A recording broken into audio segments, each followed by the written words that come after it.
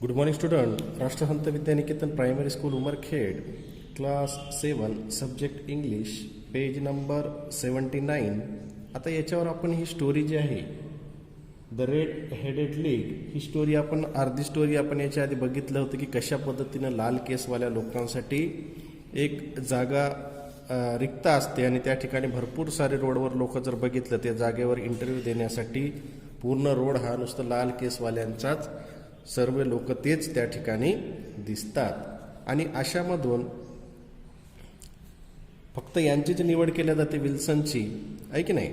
आणि मग ही स्टोरी आपण अर्ध्यापर्यंत बघितली होती. आता त्याच्यानंतर ही स्टोरी आपल्याला काय करायची आहे, ही स्टोरी आपल्याला समोर बघायचं की या स्टोरीमध्ये नेमकं काय झालेलं आहे. ठीक आहे.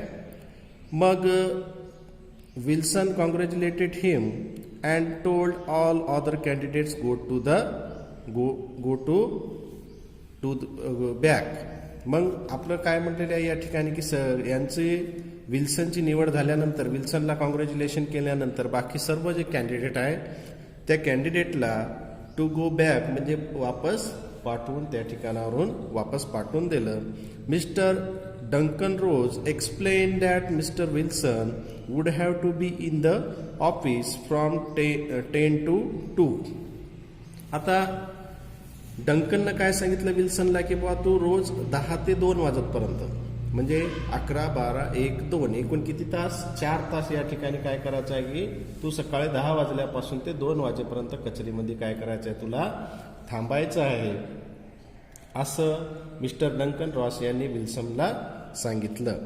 आता सांगितल्यानंतर if he left the office he would loss the job. आणि ज्या दिवशी तू कचेरी सोडून बाहेर वगैरे गेला त्या दिवशी तुझा जॉब सुद्धा जाईल, तुझी नोकरी जाईल. Spalding assured mister Wilson that he would look after mister Wilson business in his absence. आता ज्या ज्या वेळेस तो, त्याचा जो असिस्टंट होता तो अब्सेंट नसेल ज्यावेळेस, त्यावेळेस मी काय करेल बा, हा व्यवसाय मी सांभाळेल, असं त्यांनी आश्वासन दिलं. The pay was fixed at 4 pounds a week. आणि मग पगार किती द्यायचा बा, हा पगार सुद्धा त्यांचा ठरलेला होता की 4 pound, असं आठवड्याला 4 pound देण्याचा पगार सुद्धा त्या ठिकाणी ठरलं. अँड द वर्क, आता आणि कामाचं स्वरूप काय बा, and the work sed Mister Wilson, म्हणजे कामाचं स्वरूप काय आहे, मिस्टर विल्सननं त्या डंकन रोजला विचारलं. You have to copy out the Encyclopaedia Britannica. आता हे ए पासून तर झेड पर्यंत किंवा अ पासून तर शेवटच्या अक्षरापर्यंत याच्यापासून आपल्याला काय करायचे असते, एका अक्षरापासून अनेक जे नावं निघत असतात ते लिहायचं असतात. ही एक प्रकारची डिक्शनरी आहे. ठीक आहे. The pay was very good and the work was light. आता पगार भरपूर आहे आणि काम कसं आहे, त्या मानानं काम खूप कमी आहे. Mister Wilson accepted the job and begin his work the very next day.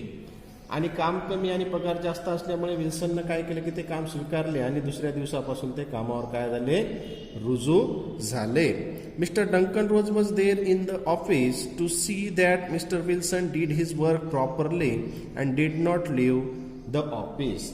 आणि मग डंकन रोजने त्यांच्यावर नजर ठेवायला सुरुवात केली की बा आपण त्यांना कामाला लावलं, मग ते चाट मारतात का किंवा काम चालू असताना ऑफिसमधून बाहेर निघून जातात का. आणि अशा पद्धतीनं ते विल्सन व्यवस्थित काम करत आहेत की नाही, कचेरी सोडून जात तर नाही आहे ना, असं ते नेहमी उपस्थित आहे की नाही मनुष्याने पाहत राहायचे. He told Mister Wilson to start with the letter A. आणि ए या अक्षरापासून ते लिहायला सुरुवात केली. Mister Wilson wrote diligently for 4 hours, म्हणजे काळजीपूर्वक 4 hours without leaving his place. आणि मिस्टर विल्सननं काय केलं की जाग्यावर न हलता कंटिन्यू त्यांनी 4 तास ते काम कंटिन्यू त्या ठिकाणी करत राहिले. Mr Ross would drop in from time to time to see that all was right with Mr Wilson. आणि मग ते विल्सन काम करायला की नाही बा, टाइम टू टाइम काम चालू आहे की नाही त्यांचं, अ या अक्षरापासून सुरुवात करण्यात त्यांना सांगितलं होतं. आणि ते 4 तास मन लावून काम करत होते आणि सर्व काही ठीक चाललेले आहे हे पाहण्यासाठी मिस्टर डंकन वेळोवेळी ते येऊन जायचे, पाहू जायचे. ॲट 2 o'clock 2 वाजल्यानंतर he bade Mister Wilson good day and locked the door of the office. आणि 2 वाजल्यानंतर काय केलं की विल्सननी निरोप दिला आणि कचेरीच्या दरवाजाला कुलूप घातले. आता कचेरीच्या दरवाजाला कुलूप लावून शाने ते निघून गेले. This went on day after day. Mister Holmes said Mister Wilson and on Saturday I got my salary. आणि मग काय झालं की मिस्टर होम्स असे अनेक दिवस चालत राहिले. मिस्टर विल्सन म्हणाले आणि शनिवारी मला पगार मिळाला. सॅलरी म्हणजे पगार. It was the same next week. आणि असंच पुढच्या आठवड्यात सुद्धा घडलं. And the same the week after. म्हणजे असेच आठवडे येत गेले आणि अशाच पद्धतीने त्यांना पगार सुद्धा मिळत गेला. After a few days Mister Duncan Ross came in only once in a while and after a time he did not come in at all. अशाच पद्धतीने त्यांचा आठवड्याला पगार चालू होता आणि काही दिवसानंतर काय झालं की मिस्टर डंकन क्वचित कधीतरी कचेरीत यायचे आणि त्यानंतर मात्र ते अजिबात फिरकले नाही. सुरुवातीला ते पाहायचे की बा हे काम चुकारपणा तर करत नाही ना, आणि नंतर त्यांचा विश्वास बसल्यानंतर ते येणं सुद्धा त्या ठिकाणी सोडून दिले. Mister Wilson continued 8 weeks had passed like this and I had written about archery etc. आता मिस्टर विल्सन पुढे म्हणाले की असेच 8 आठवडे निघून गेले आणि अबाउट्स आर्चरी इत्यादी शब्द लिहून मी काय केले, पूर्ण केले. And I hope that I might get on to B soon. म्हणजे बी आता बाबा मी काय केलं, अ पासून खूप सारे लिहिले, ए पासून आता ब हे अक्षर किंवा बी हे अक्षर सुरू करू शकेन. And then suddenly the whole business came to end. आणि तेवढ्यातच काय झालं की एकाएकी सगळा व्यवसाय त्यांचा काय झाला, ठप्प झाला, म्हणजे बंद झाला. आता बंद झाल्यानंतर काय झालं पा. To and end Holmes asked. बंद झाला, होम्सनी विचारलं. होम्सने विचारलं. Yes sir, this morning I went to my work. मी सकाळी कामासाठी गेलो होतो. युजल ॲट 10 o'clock म्हणजे 10 वाजता. But the door was shut and locked with a little note nail on it sed. तो काय म्हणाला की मग मी ज्यावेळेस 10 वाजता कामासाठी गेलो होतो, पण दरवाजावर काय लावलेले होते, लॉक लावलेले, कुलूप लावलेले होते आणि त्यावर एक चिठ्ठी लावलेली होती आणि त्याच्यावर लिहिलेलं होतं त्या ठिकाणी. ठीक आहे. The red headed league is dissolve October 9, 1880. म्हणजे 9 ऑक्टोबर 1880 ही लाल केसवाल्यांची संघटना काय झाली, बंद झाली. त्या काळामध्ये जवळपास 390 रुपये दैनाला पगार होता. त्यावेळेस 390 म्हणजे खूप सारे पैसे झाले ते. I was shock. I did not know what to do. आता मला धक्काच बसला, काय करावे ते मला कळेना. Mr Wilson went on with his story. I made inquiries at the nearby office but none of them knew anything about the league. आता काय झालं की त्यांनी आजूबाजूला चौकशी केल्या गोष्टीने. विल्सननी आपली कहाणी पुढे सांगू लागली आणि मी आजूबाजूच्या कचऱ्यामध्ये चौकशी केली, पण संघाच्या कचेरीबद्दल कोणाला काही सुद्धा माहीत नव्हते. The rooms had been rented under a false name.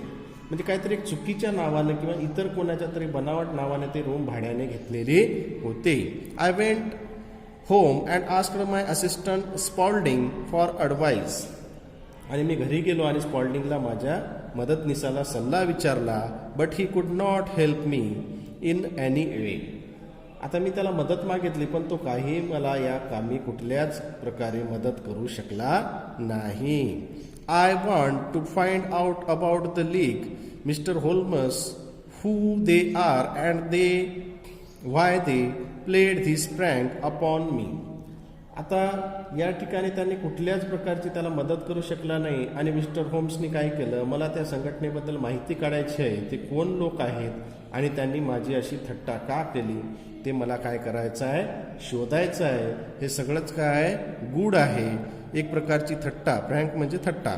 The whole thing is a mystery. That is why I came to you. I have heard a lot about you. म्हणजे हे सगळेच गूढ आहे आणि म्हणून मी तुमच्याकडे आलेलो आहे. तुमच्याबद्दल मी खूप काय केलेले आहे, ऐकलेले आहे. म्हणून ते काय केलेले आहे, ते एका सिक्रेट एजंटकडे त्या ठिकाणी आलेले आहे. Holmes found Mr. Wilson's story very unusual. He asked Mr. Wilson, this assistant of yours who first called your attention to the advertisement, what is he like? मी मिस्टर विल्सन ही कहाणी मिस्टर होम्सना फारच विलक्षण वाटली. मिस्टर विल्सन तुमचा तो मदतनीस ज्याने सर्वप्रथम त्या जाहिरातीकडे तुमचे लक्ष वेधले तो साधारण कसा दिसतो? त्यांनी काय केलं ते विचारलं आणि यांनी काय सांगितलं पहा. Small stout with no hair on his face, he has a white splash of a side of his forehead. तो बुटका स्थूल आणि त्याच्या चेहऱ्यावर एकही केस नाही, त्यांच्या कपाळावर ऍसिडचा पांढरा डाग आहे. अशा पद्धतीने त्याचं वर्णन ते त्या ठिकाणी सांगतात. I thought as much said Mister Holmes, is he still with you. मला वाटलेच होते, होम्स म्हणाले, तो अजूनही तुमच्याबरोबर काम करतो. ओ येस सर, हो करतो sir. That will do Mr Wilson. मग ठीक आहे मी विल्सन, असं ठीक आहे म्हणतात. I can give you my opinion on this subject in a day or two. म्हणजे मी 1-2 दिवसात काय करेल की याविषयीचे माझे मत मी तुम्हाला सांगू शकेन. Today is Saturday and by Monday we may come to a conclusion. म्हणजे आज शनिवार आहे आणि सोमवारपर्यंत आपण याच्याबद्दल काहीतरी काय करूया, निष्कर्ष काढूया, अशा पद्धतीने ते सांगतात. आता ही स्टोरी इथं संपलेली आहे. या स्टोरीवर आधारित जे इंग्लिश वर्कशॉप म्हणजे क्वेश्चन वगैरे आहे ते आपण नेक्स्ट पिरियडमध्ये पाहूया. ठीक आहे, थँक्यू.